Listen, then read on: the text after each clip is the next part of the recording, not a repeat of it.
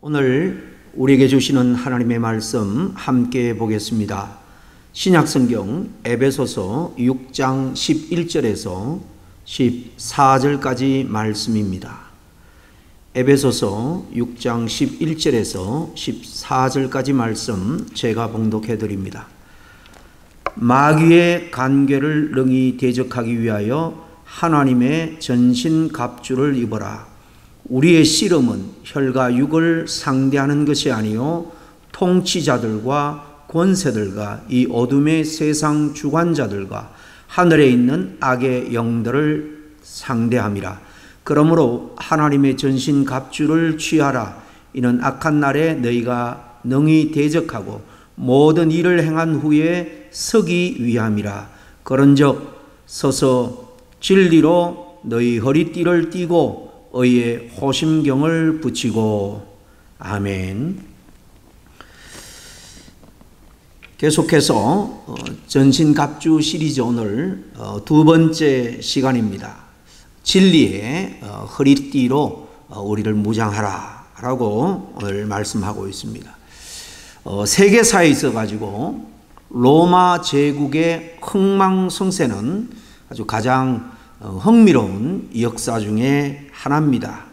왜냐하면 강력한 로마의 군사력으로 말미암아 약 200년 동안이나 로마의 평화, 팍스 로마나라 그러죠. 이 오랫동안의 평화를 누렸는데 이 제국이 어느 날 갑자기 몰락하게 됩니다. 그 이유가 뭘까요?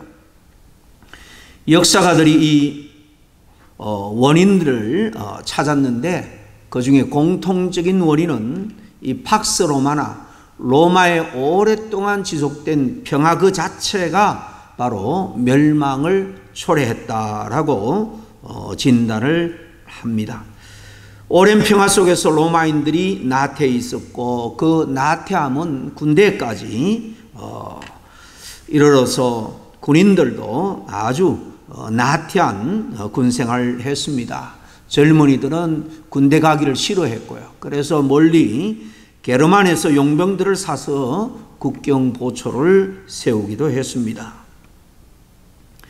군인들은 또 전쟁도 나지 않는데 왜 무거운 갑옷을 우리가 입어야 하느냐 불만이 가득했습니다. 갑옷이 없는 군대 생활을 요구를 한 거죠.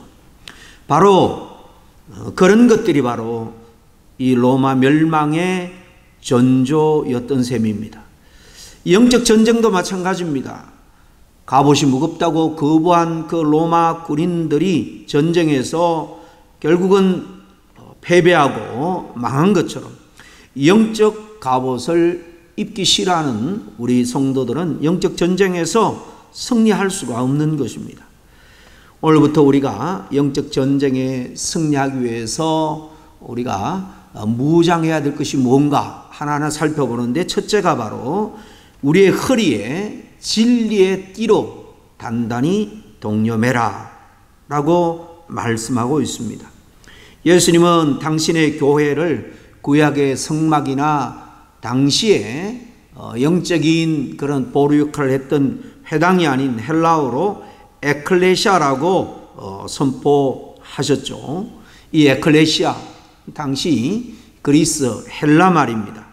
밖으로 불러내다 그런 뜻인데 원래는 그리스 아테네 시민들이 함께 모여서 회의를 하는 그 민회를 가리켜서 에클레시아라고 했습니다. 이렇게 구약 안에 있는 말씀도 아니고 당시 이방에 행행했던 정치적인 그런 행태 그리고 또 군인들을 불러 모을 때도 에클레시아라고 그랬는데 유대인들에게는 이렇게 전혀 익숙하지 않은 지극히 정치적이면서도 군사적인 이 단어로 교회에 대해서 선포를 하게 된 겁니다. 교회를 향한 주님의 분명한 뜻이 이 에클레시아라는 말에는 있을 겁니다. 수많은 무리가 모인다 할지라도 오직 교회에게 주어진 사명과 그 영광을 드러내지 못한다면 교회는 이 땅에서 하나님의 나라로서 의미를 상실하고 말 겁니다. 이 에클레시아 교회는 특별히 그리스도의 군대로서 영적인 군인들을 키워낼 사명을 위해서 부름받은 그런 공동체다라는 의미가 있는 겁니다. 우리 중에는 노련한 군인도 있고 이제 막 전도되어서 신병과 같은 그런 군사도 있습니다. 그러나 중요한 것은 모두가 우리가 하나님의 군사로 부름을 받아 한 지체로 모이는 공동체가 되었다. 이게 바로 우리가 함께 신앙생활한 교회 에클레시아의 의미입니다. 오늘 본문 에베소서 역시 말씀 곳곳에 보면 군대 용어가 많이 나와 있습니다.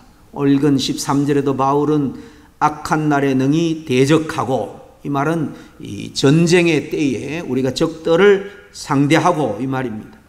그리고 모든 일을 행한 후에 전쟁에서 승리한 다음에 우리가 서기 위해서 하나님의 전신갑주를 취하라 그렇게 말합니다. 이 말씀은 바울이 로마 군인들이 머리끝에서 이 신발에 이르기까지 전신갑주 갑옷으로 무장하는 그 모습을 떠올리면서 이렇게 하나님의 전신갑주를 취하라라고 말씀하고 있는 겁니다. 그 다음 14절에도 보면 거른적서서 진리로 너희 허리띠를 띠고 그랬습니다.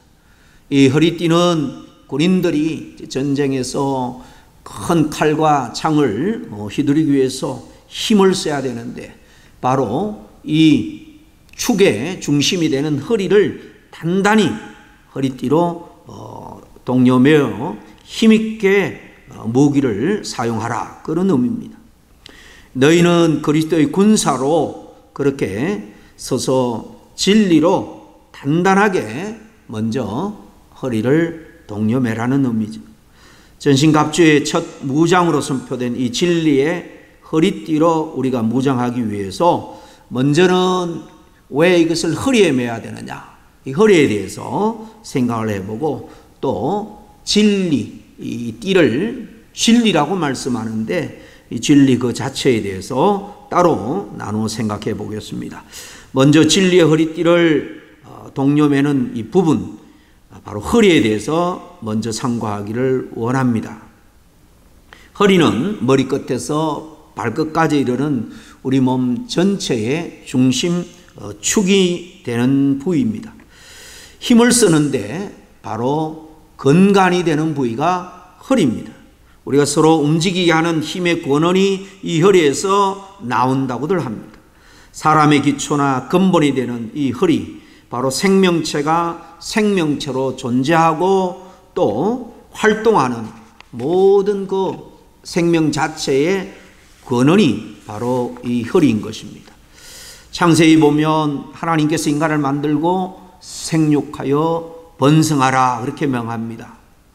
이렇게 말씀하신 하나님이 창세기 35장 11절에 보면 야곱에게 왕들이 내 허리에서 나오리라 그랬습니다. 앞으로 후손들이 번성하는데 그 후손들이 허리에서 나오게 될 거다라는 의미입니다. 역대하 6장 9절에도 보면 성전을 짓고 싶었던 다윗이었지만은 하나님께서 내 허리에 나온 아들 솔로몬이 건축을 하게 될 것이다 그렇게 말씀을 했습니다. 허리로 표현되는 이 생명의 권은 곧 우리의 삶의 중심이고 근본과 기초는 반드시 진리로 굳게 붙들어 매야 한다는 사실입니다. 허리가 무너지면 바로 서거나 걸을 수도 없습니다. 심지어는 눕는 것조차도 괴롭습니다. 그러므로 우리 중심의 진리의 띠로 단단히 우리 자신을 동여매지 않고는 이러한 고통 속에 살아갈 수밖에 없다 그런 의미일 겁니다. 영적인 전쟁에서 신령한 전신갑주를 취하여 입을 때 그 첫 무장으로 우리가 전투력을 발휘하기 위해서 우리의 건강과 중심을 무엇보다도 진리의 허리띠로 굳게 해라 그렇게 당부하고 있는 이 말씀을 우리는 꼭 기억해야 됩니다. 우리 중심에 매야 될 진리 그 자체인 이 허리띠, 이 진리의 허리띠에 대해서 한번 같이 생각해 보기를 원합니다. 여러분, 진리가 무엇입니까? 우리가 신앙생활 하면서 진리는 두말할 것도 없이 하나님의 말씀, 기록된 성경 말씀입니다. 하나님께서 우리에게 주신 이 성경 말씀이 변치 않는 진리라는 것입니다. 그리고 이 진리는 우리에게 영원한 생명, 구원을 주는 진리의 또한 빛입니다. 수천 년이 흘러오면서 전해져 온 이 성경, 이것은 살아있는 하나님의 말씀이자 변하지 않는 진리입니다. 왜냐하면 인류 2000년 역사 가운데 보면 바로 이 생명의 말씀, 기록된 하나님의 말씀으로 수많은 사람들이 사망의 권세를 깨뜨리고 구원의 반열로 들어오게 되었기 때문입니다. 인류 역사상 가장 많이 그래서 번역이 되고 출판이 되고 많이 읽혀진 책이 바로 이 성경책입니다. 그런가 하면 하나님의 대적자 사단이 가장 싫어하기 때문에 이 성경을 불태우고 불법화하기도 했습니다. 그러나 이 진리의 말씀은 오늘도 우리와 함께 있을 뿐만 아니라 여전히 능력 가운데 선포되고 있음을 우리는 또 믿습니다.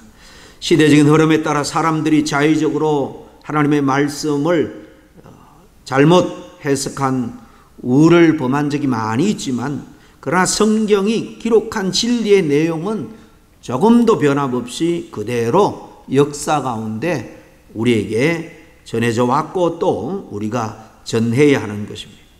성경은 사람의 능력으로 없앨 수도 없고 사람의 방법으로 바꿀 수도 없는 하나님의 살아있는 말씀이요, 또 우리를 구원하는 영원한 진리의 말씀이 된다는 겁니다. 이 진리의 띠는 바로 하나님의 기록된 성경 말씀으로서 변치 않는 진리라는 사실을 기억하고 늘 가까이 두고 묵상할 수 있는 우리 모두가 되어야 할 줄로 압니다.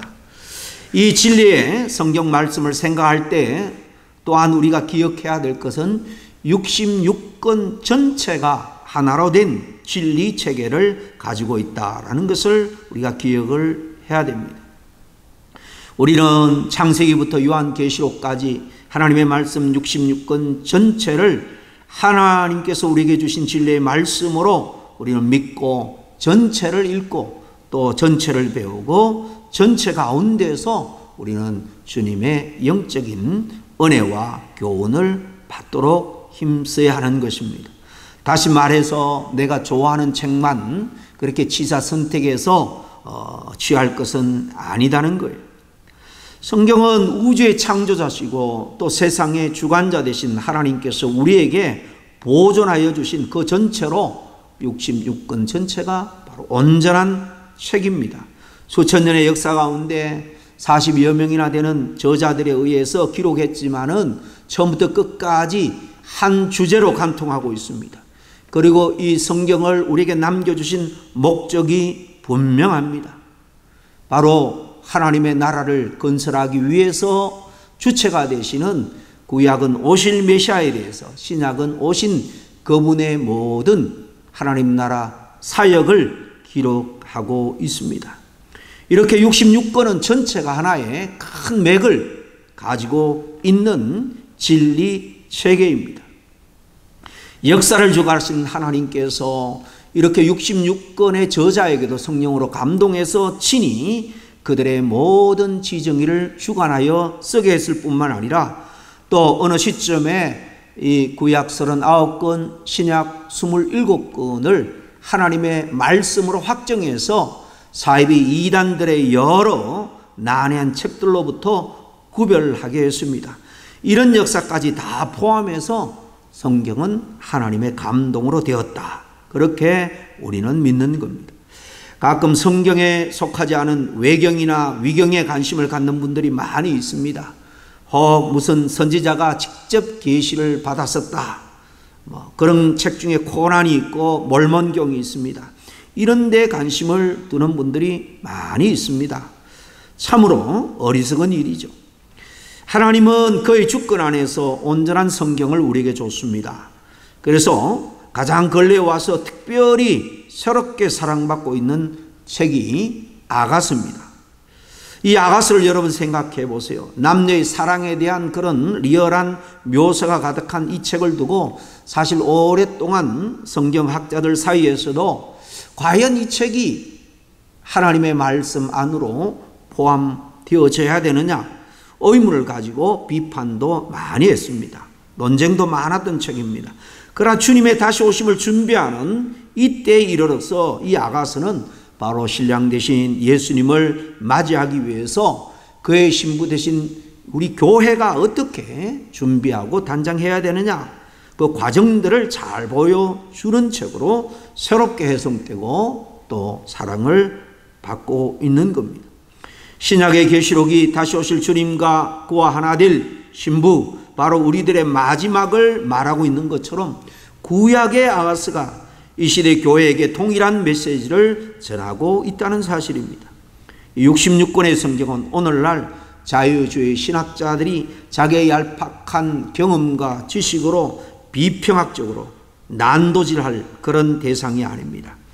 하나님의 주권으로 우리에게 주어진 이 66권 전체를 우리는 하나님의 온전한 말씀으로 그대로 받아들이고 믿고 이 말씀을 날마다 영적인 양식으로 우리는 취해야 되는 겁니다. 그러면 진리의 말씀에 흐르는 가장 핵심적인 주제가 뭘까요? 조금 전에도 잠깐 말씀드렸습니다만은 바로 성경은 오실 예수님 그리고 오신 예수님에 대한 이야기가 핵심입니다. 진리로 오신 이 예수님 그 자체가 또한 성경 자체입니다. 인류를 구원하기 위해서 대속을 위해 십자가에 돌아가신 사건을 중심으로 해서 우리의 생명의 첫 열매가 되시고자 사망 권세를 깨뜨리고 부활하신 이 놀라운 일들 바로 이 모든 예수 그리스도의 구원 역사와 사역들이 복음이요 진리 중에서도 핵심이 되는 겁니다. 마지막으로 우리가 반드시 취해야 될 이 진리의 띠라고 할 때에 이 진리는 바른 교리이기도 합니다. 교리라는 것은 다른 것이 아닙니다. 성경을 전체적으로 이해하고 균형 있게 이해하고 적용하기 위해서 역사 가운데서 수많은 학자들이 성경을 연구하고 공부한 것을 계속해서 정리해서 쉽게 우리들에게 해석해주고 있는 것이 바로 교리라고 말할 수 있습니다. 하나님은 나의 마음과 뜻에 따라 해석하고 적용을 해야 될 대상이 아니죠. 성경은 그를 기록한 저자가 명확한 목적과 뜻을 가지고 또 분명한 대상을 향해서 기록한 하나님의 말씀입니다. 때문에 성경을 깊이 연구한 믿음의 선진들을 통해서 하나님의 말씀을 우리가 대할 때 미리 이렇게 교리적으로 진리 가운데 지도를 받는 것 이것이 진리의 말씀을 이해하는 데 크게 도움이 됩니다. 이렇게 하나님의 말씀을 오랜 역사 가운데 주제별로 잘 정리해서 그 엑기스를 핵심을 우리에게 전해주고 있는데 때에 따라 이단들이 나타나서 하나님의 말씀을 비틀고 또 교주의 자기의 어떤 권력이나 이권을 위해서 하나님의 말씀을 비트는 그런 역사들이 많이 있어 왔죠. 그런 것들을 향해서 우리는 한마디로 이단이다 그렇게 말합니다. 이단이 처음부터 이단이 아니라 이단은 아주 성경과 비슷하게 시작을 하고 나가지만은 끝에 가보면 주님께로 인도하는 것이 아니라 바로 사이비 교주 앞으로 인도합니다. 그래서 이단이란 말 자체가 끝이 다르다. 끝단자 다를 이자 이단을 씁니다. 영적인 전쟁은 이런 점에서 참된 진리를 붙드느냐 아니면 진리를 놓쳐버리고 거짓을 붙들고 살아가느냐 하는 싸움입니다. 한마디로 영적인 전쟁은 진리 전쟁입니다. 삶을 움직이는 원리가 정말로 진리냐 아니면 사단이 비틀어 놓은 그런 거짓이냐, 그 싸움인 겁니다. 진리를 붙잡는 사람은 반드시 영적으로 승리하게 되어 있습니다. 이 땅에서도 진리의 말씀을 통해서 하나님의 은혜를 누릴 수 있고 영원한 생명, 구원을 취할 수가 있는 것입니다. 사단의 무서운 전략은 오늘 우리가 살아가는 이 세상의 문화, 시대 정신, 그리고 사람들 사이에서 통용되는 그 상식과 경험들을 통해서 거짓말을 진리처럼 믿게 하는 것입니다. 우리 인생이 불행한 이유는 결코 우리가 살아가는 이 힘든 환경 자체 때문만은 아닙니다. 우리가 믿고 의지하고 살아가는 사실 생각이 진리가 아니라 거짓이기 때문에 불행할 때가 많이 있는 것입니다. 사탄은 본질적으로 속이는 자입니다. 처음부터 거짓말한 자입니다. 그래서 예수님은 이런 자들 향해서 사탄의 자녀다, 그리고 그 사탄은 거짓의 아비다라고 말씀하고 있습니다. 사탄은 완전한 거짓말로 우리를 속이지 않습니다. 진리와 거짓말을 섞어서 우리를 애매하게 인도합니다. 때로는 99%가 맞는 말인데 1%가 거짓말이 섞여 있으면 그 1% 때문에 우리가 믿고 따르다가는 큰 낭패를 볼 수가 있습니다. 깨끗한 물 한 컵에 독이 10% 들어있던 1%가 들어있던 그것은 동물이고 그것은 사람을 죽이게 합니다.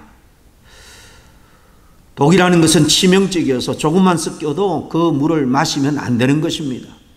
99%가 진리고 1% 거짓말이 혼합되면 결국 그것은 거짓말입니다. 그래서 우리는 영적으로 늘 분별력을 가지고 이것이 하나님의 말씀에 온전히 기초하고 있는 하나님의 진리의 말씀인지 아니면 인간의 말이고 사단의 말인지 우리는 잘 분별해야지 영적인 전쟁에서 승리할 수 있는 것입니다. 우리가 이 진리를 생각할 때 요한복음 8장 32절 말씀을 우리는 꼭 기억을 해야 됩니다. 우리 주님은 진리를 알지니 진리가 너희를 자유케 하리라 그렇게 말씀했습니다. 이 하나님의 말씀, 이 진리는 우리를 자유케 한다 그랬습니다. 자유를 누리려면 진리를 반드시 알아야 됩니다.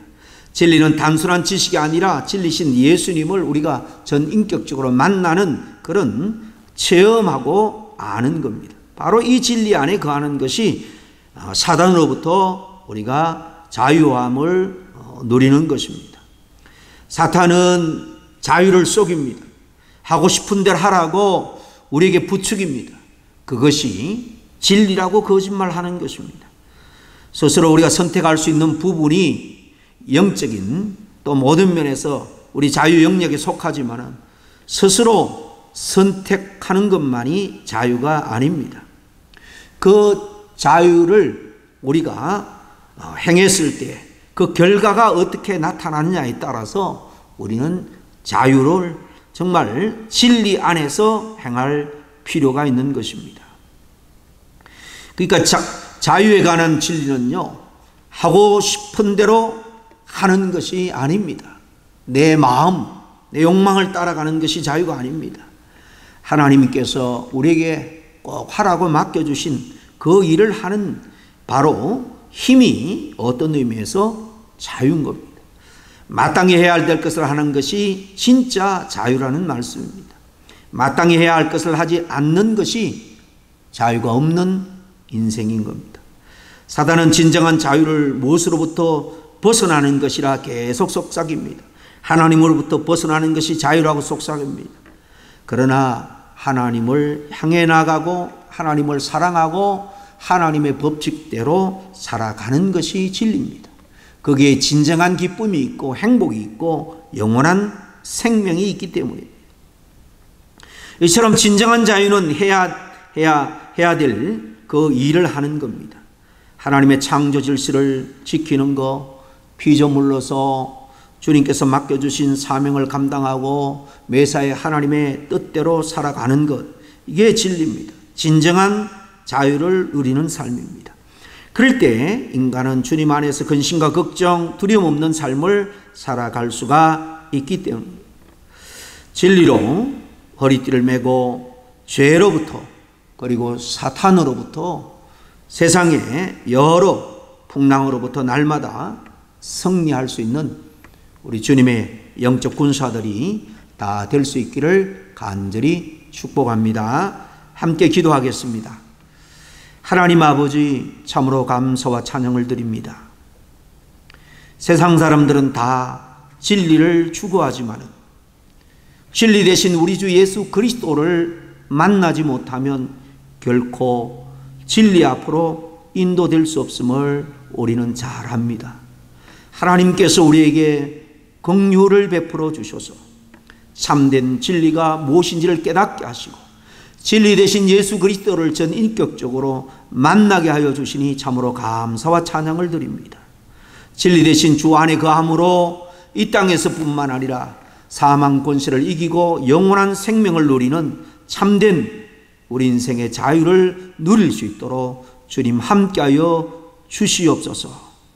진정한 자유를 누리는 삶을 이 땅에서부터 누림으로 말미암아 늘 하나님께 감사와 찬양이 넘치는 저희들의 삶이 되게 하시고 애매한 거짓으로 우리를 미혹하는 악한 마귀 사단으로부터 넉넉히 승리하며 살아갈 수 있는 우리 모두가 다 될 수 있도록 축복하여 주시옵소서. 감사하고 예수님 이름으로 기도하옵나이다. 아멘.